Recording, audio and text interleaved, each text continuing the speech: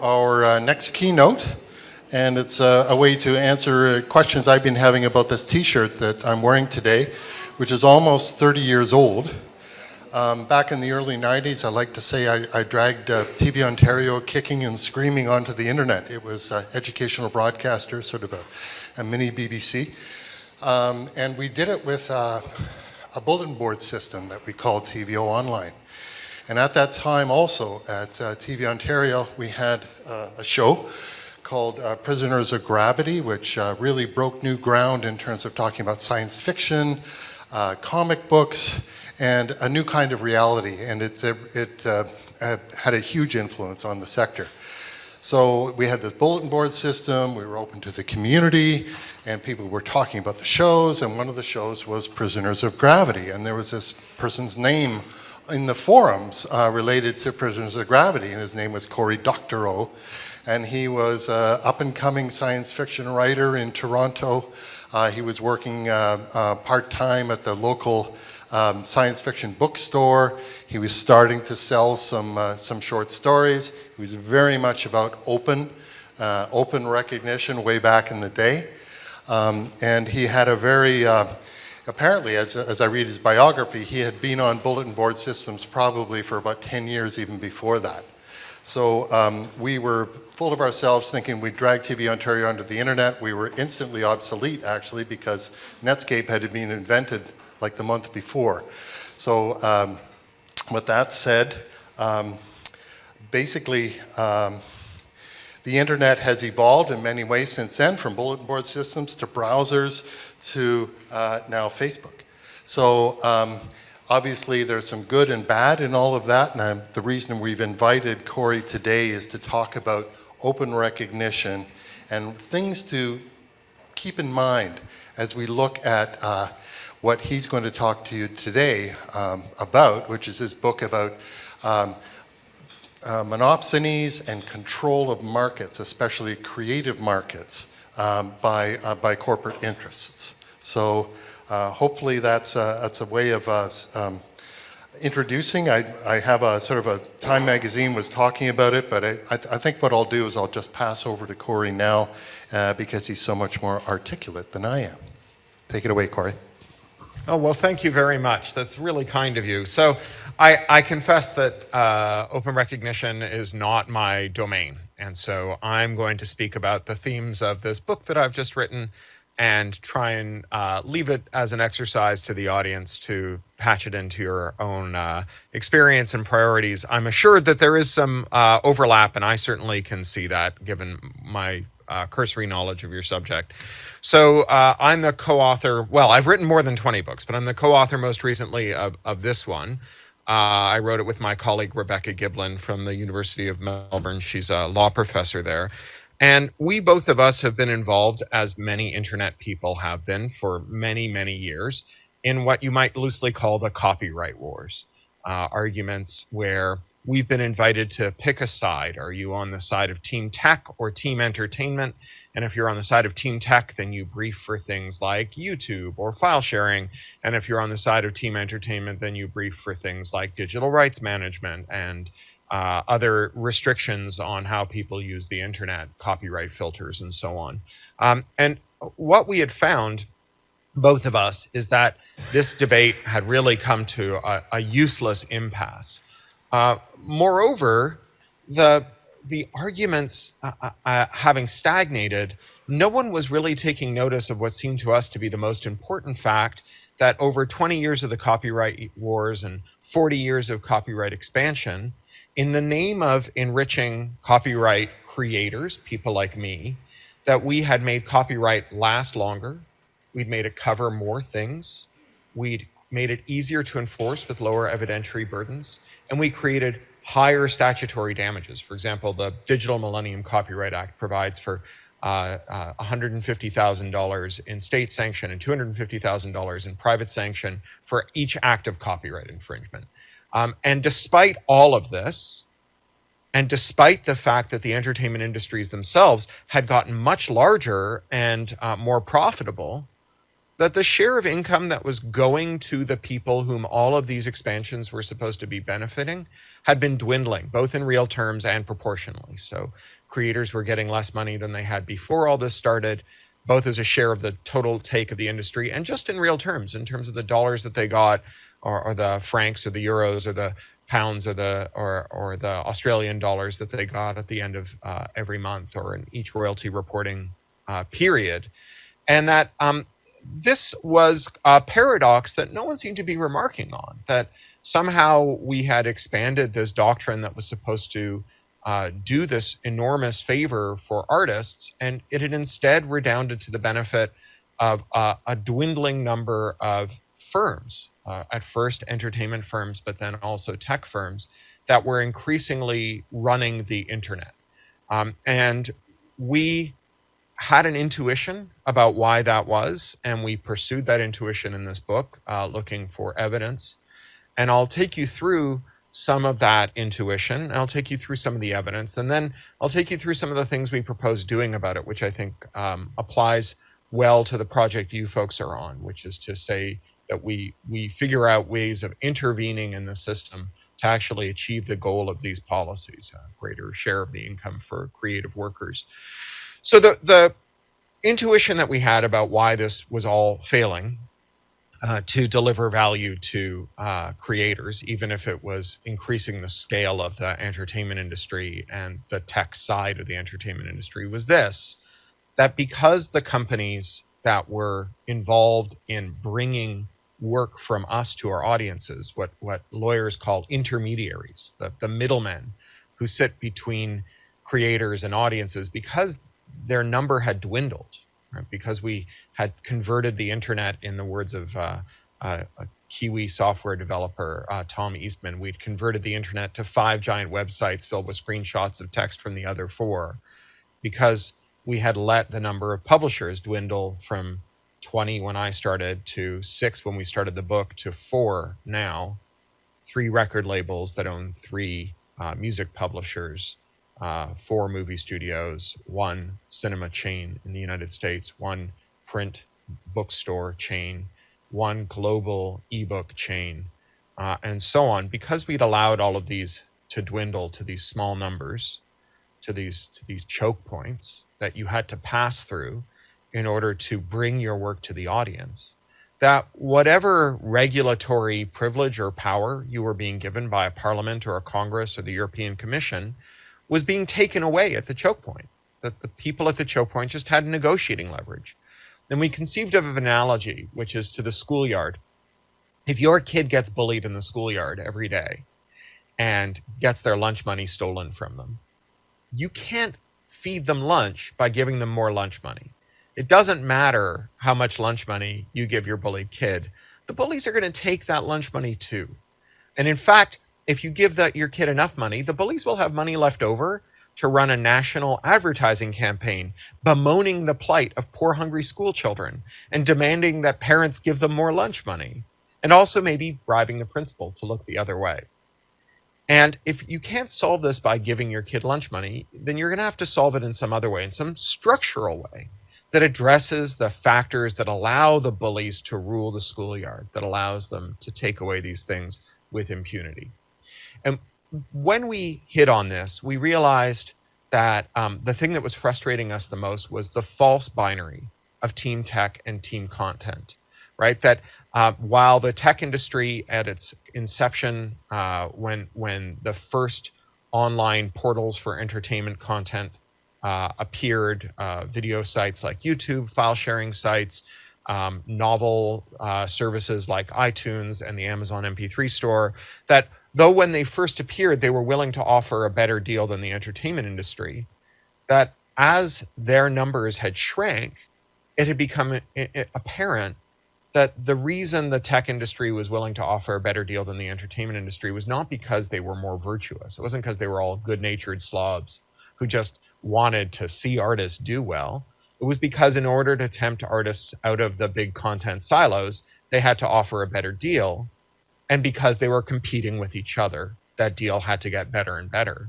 But once they no longer had to compete, once we got to 5 giant websites filled with screenshots of text from the other 4, they became indistinguishable from the record industry and from the publishing industry and from the film industry. Their practices all converged. To give you a sense of how rotten things had gotten for the entertainment industry, the Beatles, who were recording at a time when there was relative diversity in the record industry, when there was a dozen companies instead of just 3, the Beatles in their early record contracts signed away their record rights such that they got 1 cent to share for every LP they sold, but not the whole cent. The record company they were dealing with took 15% of that penny away from them to cover marketing expenses. And then they split that 85% of 1 cent among the 4 of them, but only after they'd paid their manager his 10%. So the record industry had some very, very bad terms. All the way up to the MP3 era, the record industry was deducting a share of every royalty they paid out for what was called breakage.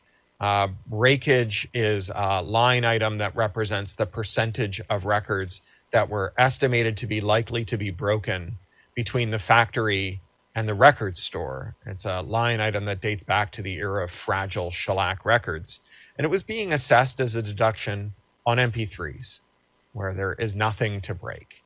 And, the generally accepted accounting practice technical term for this kind of deduction is screw you. That's why I don't have to listen to you. I don't have to give you a fair deal because I have all the leverage and you don't.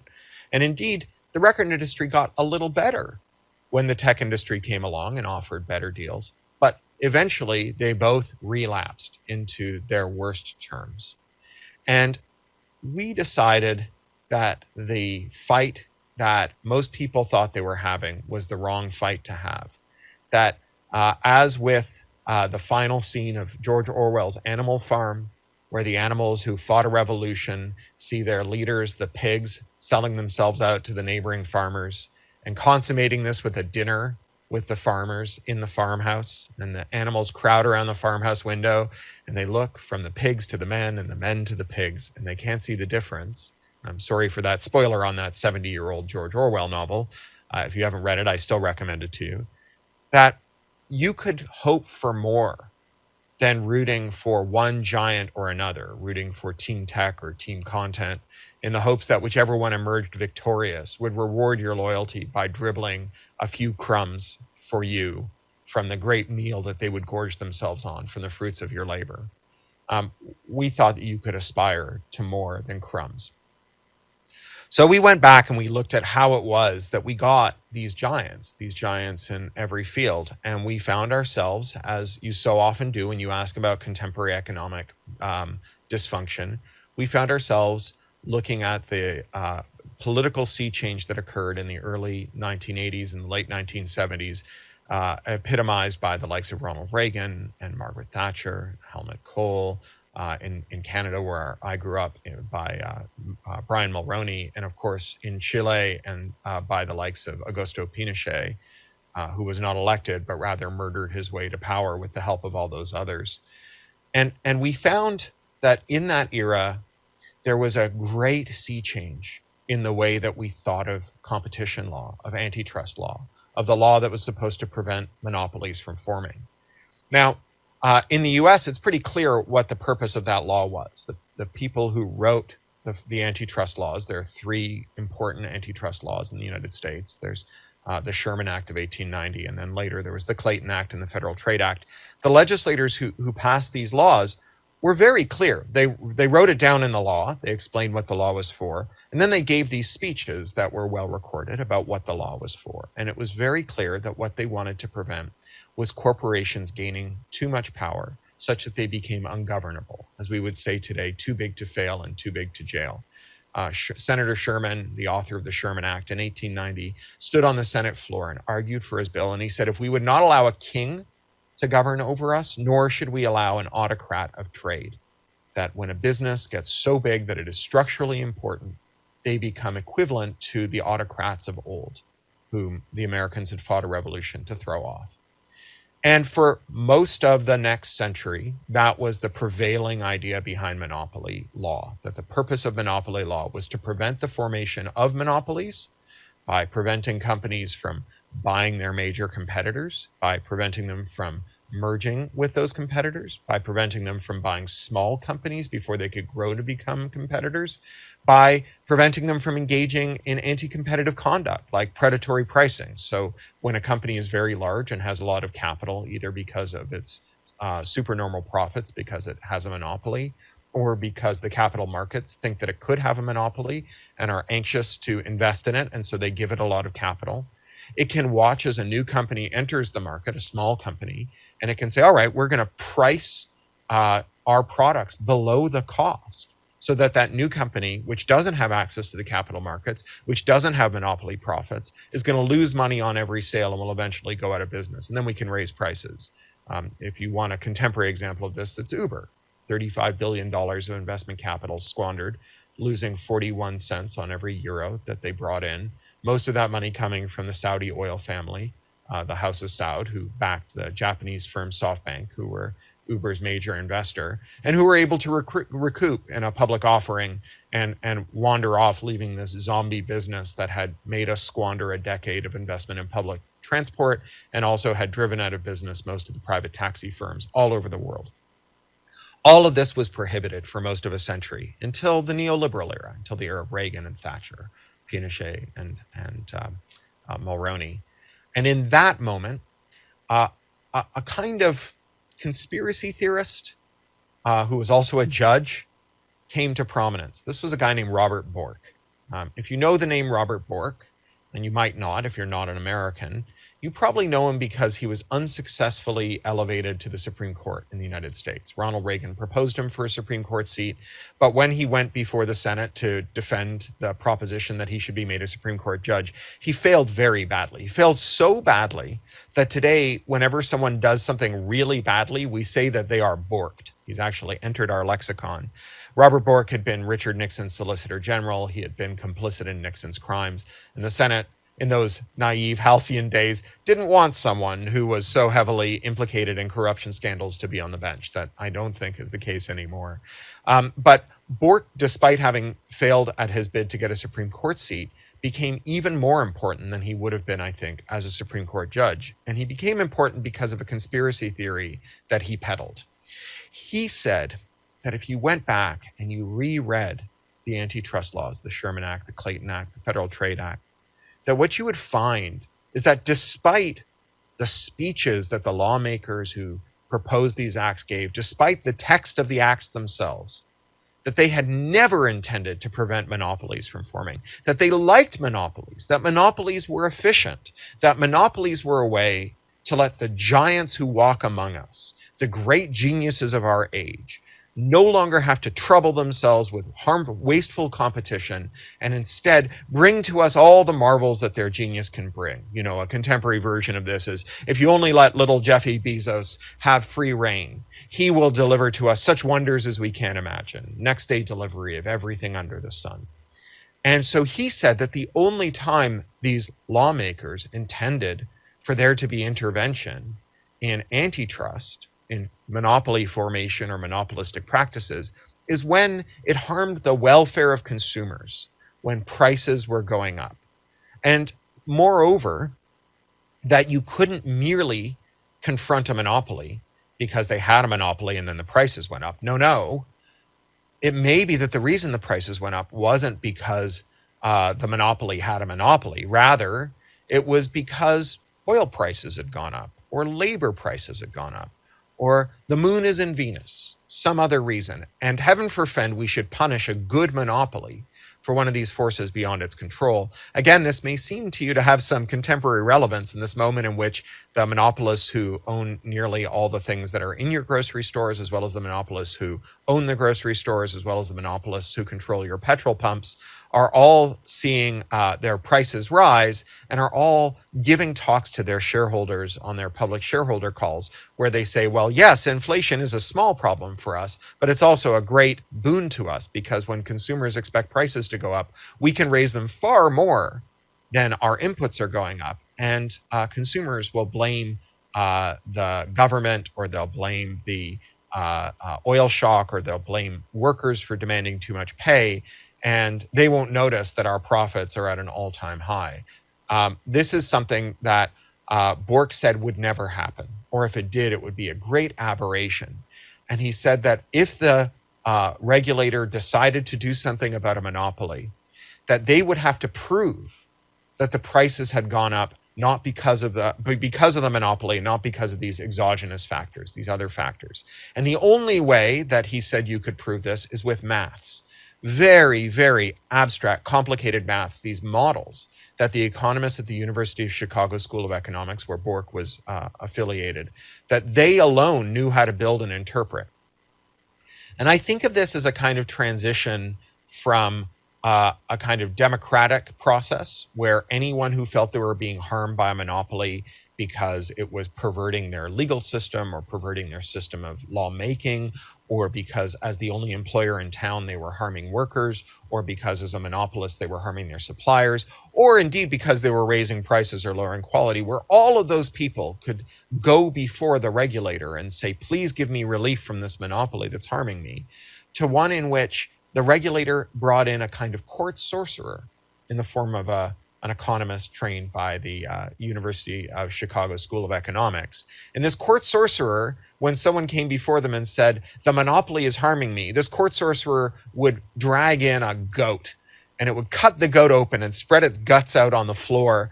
And it would, and they would look at this goat's guts and they would say, I have considered the guts of this goat, this complicated model that you cannot hope to understand.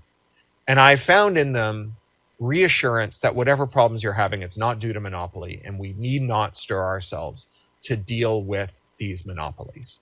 And when someone who had had a problem with monopolies had the audacity to show up and say, you know, I've looked at the guts of this goat and I can't see in them anything that leads to this, that suggests that it's not a problem with monopoly. I think it is a problem with monopoly.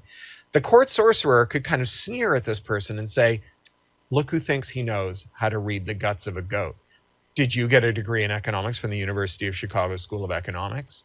And they could throw them out of the court. And that is what's happened for the last 40 years. Over the last 40 years, we've seen the rise of monopolies in every field. Those of you in France who live in France, you are maybe aware of a giant Italian-French conglomerate called Luxottica Essilor. Luxottica Essilor is a vertically integrated monopoly that owns every single eyeglass brand that you've ever heard of. Oliver Peoples, Bausch & Lomb, Versace, Dolce & Gabbana, Coach, Oakley. They're all made by this one company, which also owns all the eyeglass retailers, all the high street eyeglass retailers, Sunglass Hut and Sears Optical and Target Optical and Lens Crafters and so on.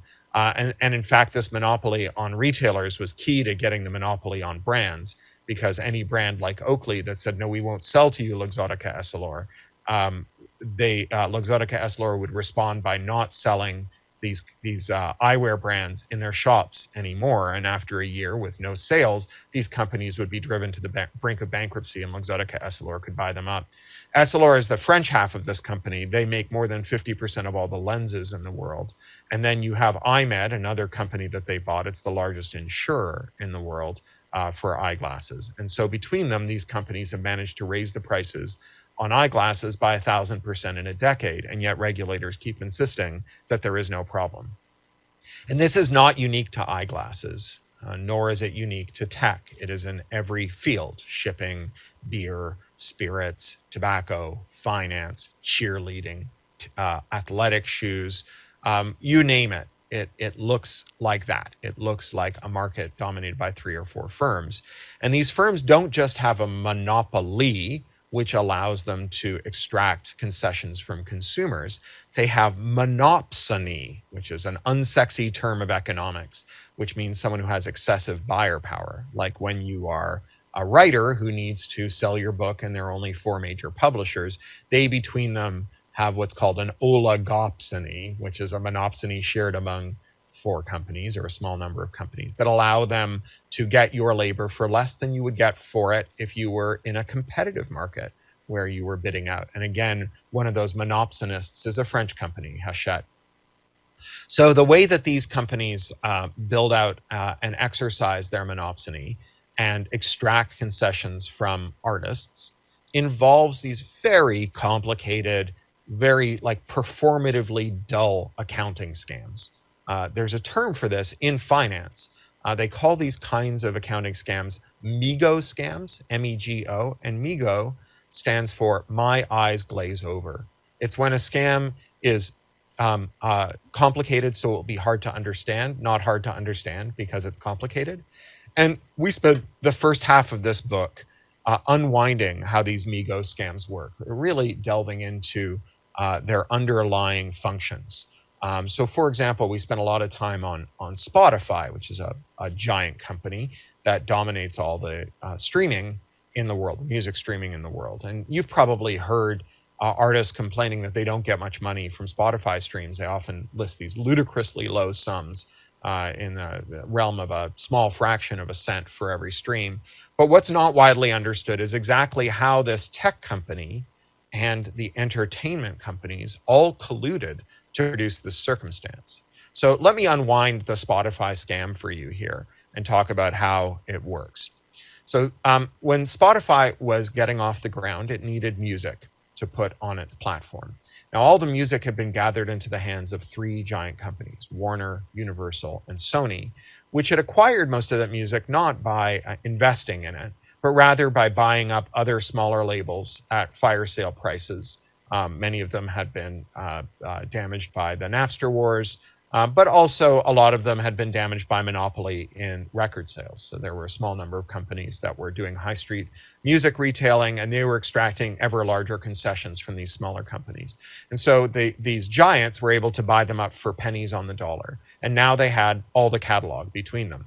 And that meant that they could impose whatever terms they wanted on Spotify. And first among those terms was that Spotify was required to sell substantial shares in Spotify to these three record labels at very low prices. They had to give them a ton of equity. And so these three companies became co-owners of Spotify.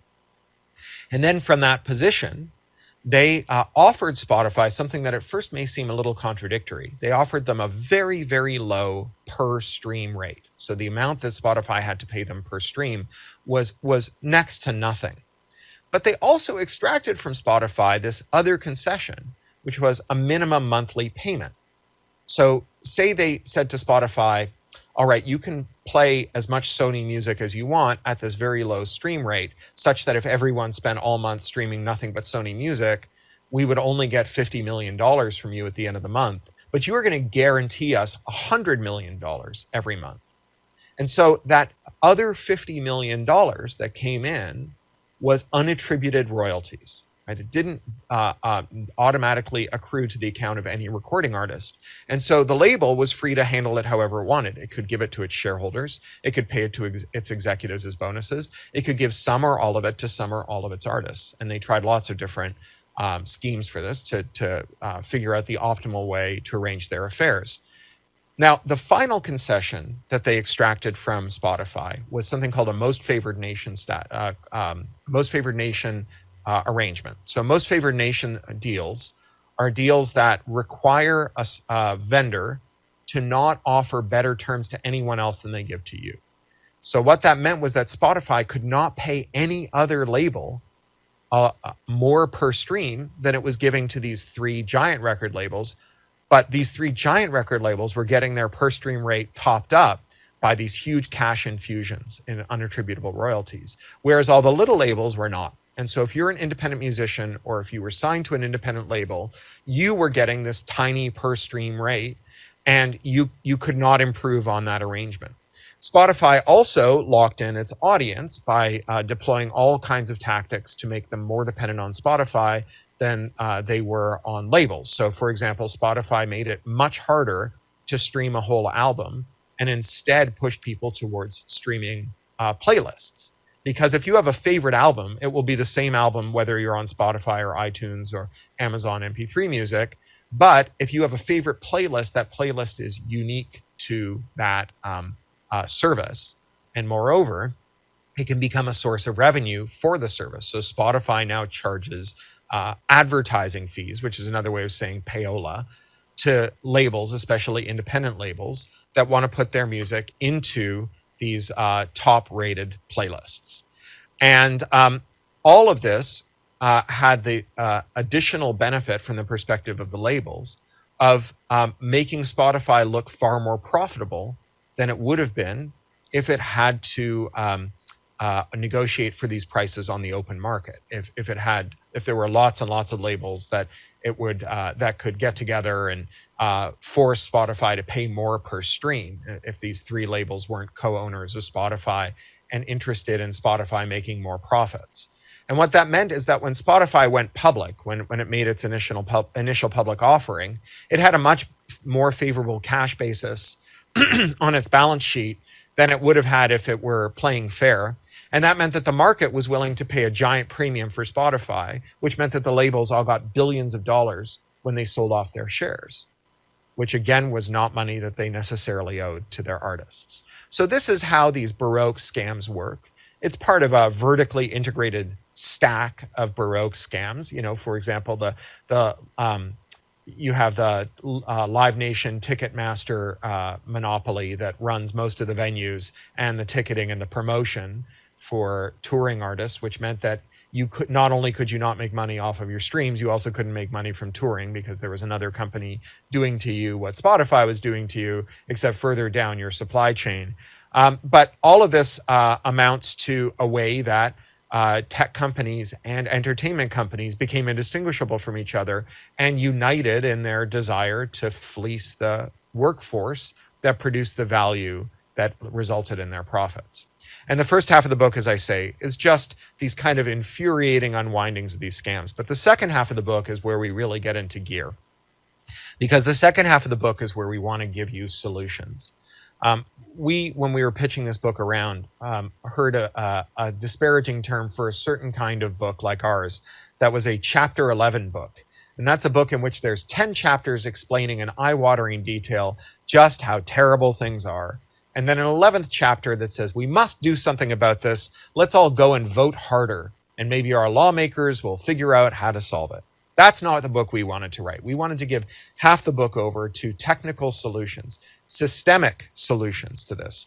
And indeed, we had an editor that we shopped the book to get on a video call with us and say, I really like this book, but all of the solutions in the second half of the book, they're all systemic solutions. There's nothing an individual can do in here to fix this. And we were like, oh, dude, you are so close to getting it. Yes, there's nothing an individual can do to solve these systemic problems in the same way that there's nothing that an individual can do about the climate emergency. I don't care how thoroughly you recycle, it's not going to solve the climate emergency. The only thing you can do as an individual is become part of a polity, is become part of a group, is become part of a solidarity movement that demands these big structural changes. If we rely on individual changes, then all we'll get is helplessness, hopelessness, and despair. And so we have written a book full of systemic solutions for big solidarity movements to push for. And I'll give you a few examples of how they might work. So in one chapter, we introduced the idea of something called the termination right. The termination right has been a feature of American copyright since its inception, but it was formalized in 1976 with a copyright law called the 76 Act. And the termination right is the right to tear up a contract. So it's the right after 35 years to revisit a contract in which you've signed away copyright perpetually and say, actually, I've changed my mind. And you file some paperwork with the US Copyright Office and you get your rights back. Now, termination is not the answer to all of our entertainment industry ripoff problems. Most works aren't valuable after 35 years. It's only a small fraction of them that are. But for the creators who produce works that are still valuable after 35 years, there is a huge upside to being able to terminate, which is that 35 years ago, chances are you didn't have any negotiating leverage. And now you do, because you have a work that's a proven winner, and you can get your rights back.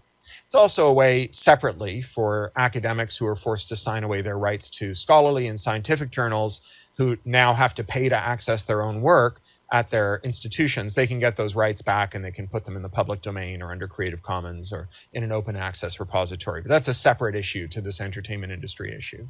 Under termination, we've seen some really wonderful things happen. So if there's a young person in your life whom you've bought a Sweet Valley High or a Babysitter's Club book for, that money is going straight to the writers, the women who wrote those books. Women are the most frequent users of termination rights, perhaps because they have the least negotiating leverage overall in the industry. And they were able to terminate these successful series, copyright assignments, and republish them themselves. And so they are now getting far more money in their old age than they would have gotten if they hadn't been able to terminate. But another amazing example of this is the funk god George Clinton of Parliament Funkadelic. George Clinton had an unscrupulous manager who forged his signature on a copyright assignment and stole all of his copyrights. George Clinton spent the next decades fighting this unscrupulous manager in court, but the manager had all the royalties from George Clinton's music, whereas George Clinton, who was increasingly frail and elderly, had to go out on tour to make any money.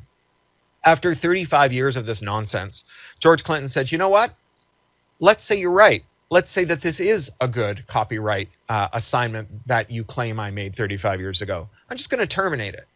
George Clinton's the single largest music user of copyright terminations. He got all of his rights back and he ended his courtroom woes. Termination does not have to take 35 years. It could be automatic. In fact, that was the original proposal in the 76 Act, that after 20 years, every creator would get their copyrights back. It could also be less cumbersome, right? Even if we don't want to make it 20 years, we could make it easier, less paperwork.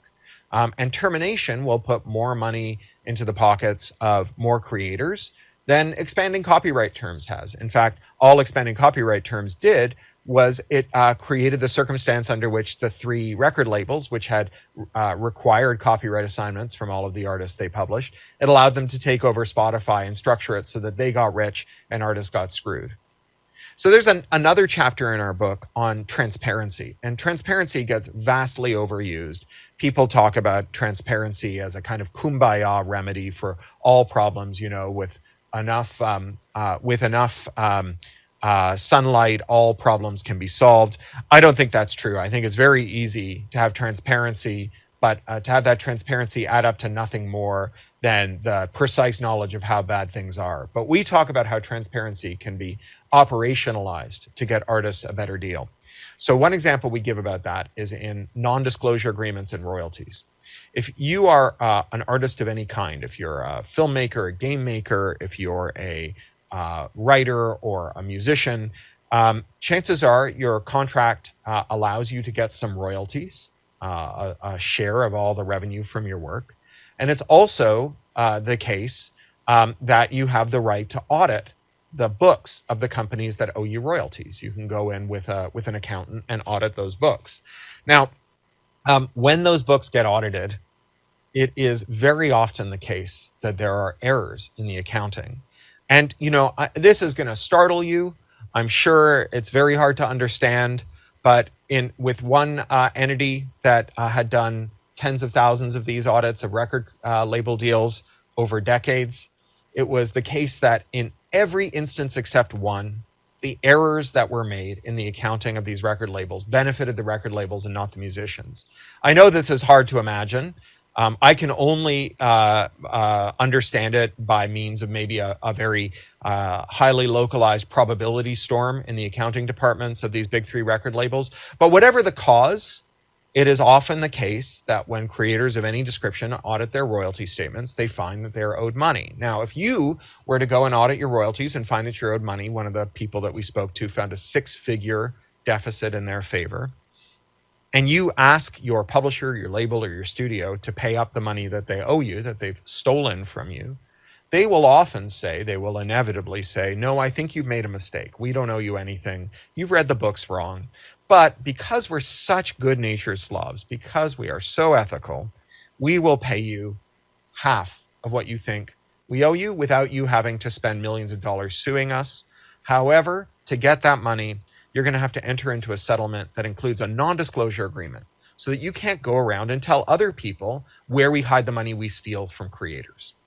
And that non-disclosure is the reason that even when there are discrepancies found, those discrepancies are not found by the next artist and the next and the next. In fact, the labels now have standard clauses that say, if you are going to audit your books, you can't use an auditor who's previously audited the books. It's as if there was a murderer who turned to the forensic team and said, guys, you're allowed to dig anywhere you'd like in my back garden, except for that one corner. Just whatever you do, don't dig up the one corner. That's the corner that's inviolate. I have strong feelings about that corner. So as a function of monopoly, it turns out that all of these contracts, except for a very small number, all of these contracts are consummated in California, New York, Washington State because Amazon is there, and then Tennessee because of Nashville and the country music industry. And contract is a matter of state law. And if you were to amend the state laws of these 4 states with a short bill that says it is against public policy and therefore non-enforceable to impose non-disclosure when it relates to material omissions or defects in royalty statements that adversely affect the finances of people who are owed royalties, then in that one bill in 4 states, we would put more money into the pockets of artists all over the world, because if you're a European artist, your contract is being finalized in New York or California. And if you're an African artist, it's being finalized in New York or California. If you're a Jamaican artist, it's being finalized in New York or California or Washington or Nashville. We would put more money into the pockets of more artists right away than 40 years of copyright term extensions have. So that's a way that transparency can be operationalized. I'll give you another example of how transparency can be operationalized. Amazon owns a division called Audible. They bought it from another company. Buying other companies is something that we used to prohibit, but now we encourage. And so all of the tech giants have grown by buying companies that were able to do things that they themselves couldn't. Amazon bought Audible. Audible runs 90% of the audiobook market, depending on your genre. They are the monopolist of audiobooks. And Audible has a self-serve platform for independent creators. It's basically impossible to be an audiobook author if you're not on Audible. For example, you can't get into Apple's audiobook store unless your book is on Audible. It's the key to reaching any kind of audience of any size. They have a real choke point there. And while the 4 big publishers have some negotiating leverage with Audible still, although that dwindles every day as Audible becomes more and more central to their business, the independent creators who use Audible's self-serve platform, which is called ACX, the Audible Content Exchange, they have less and less negotiating leverage. And so predictably, Audible puts the screws to them. So Audible, it turns out, has confirm for me, are we going to 7:15 or 7? Can you tell me? Do I have an hour or do I have 45 minutes? 45 minutes. I just sent Serge up to give you a signal. Oh dear. Okay. Well, I'll sum that all up by saying Audible figured out how to steal hundreds of millions of dollars from its ACX authors and hid it by not giving them full royalty accounting. And when there was an error that revealed how this money was being stolen, the AudibleGate authors were able to team up and extract concessions from Amazon that is putting more money in their pocket. So all of this shows you that solidarity is the answer to these questions, that none of these are resolved by individual action, but rather by solidaristic action. And I'll end now, I beg your pardon, I had misapprehended the length of the talk. I'll end now by citing the work of a scholar who really influenced us, a guy named James Boyle. Jamie runs the Center for the Public Domain at Duke University with Jennifer Jenkins. And he has written about the role that the term ecology has played in creating a movement for a better environment. He says that before the term ecology came along, it wasn't clear that people who felt very upset and anxious about different issues were fighting for the same movement. For example, if you cared about endangered owls and I cared about the ozone layer, how is it that we're on the same side? You know, are charismatic nocturnal avians somehow related to the gaseous composition of the upper atmosphere? And what Jamie says is that the term ecology turned 1,000 issues into one movement. And I mentioned that all of our sectors have become monopolized, whether it's eyeglasses or shipping, professional wrestling or football, whether it's spirits or beer, whether it's finance or cheerleading, that they have all become monopolized in this way. And they all are punishing the workers and the consumers who are involved in this and extracting ever larger shares for the shareholders who represent an ever smaller proportion of our global society. And it is through solidarity across sectors that we think that we're going to ultimately create a movement that can make a difference. Because while creators, by definition, have megaphones, people let us speak and they listen, we alone are not important enough to create these structural changes. But these structural changes won't just benefit us, they'll benefit all kinds of workers. And so in our work, in our book, we end the book with a chapter about how it is that workers of all kinds can come together under trade unions, under international associations, under a common banner for pluralism and against monopoly, to make the deep structural changes that will be needed to create something better for everyone. So I'm really honored and thankful to you for letting me speak. Again, I'm sorry that I've gone a few minutes over. I had misapprehended my time, and I had a cold realization as I was speaking to you that that's where I'd gotten to. But I really very much appreciate it. I hope you enjoy the rest of your conference. And bonjour. Great.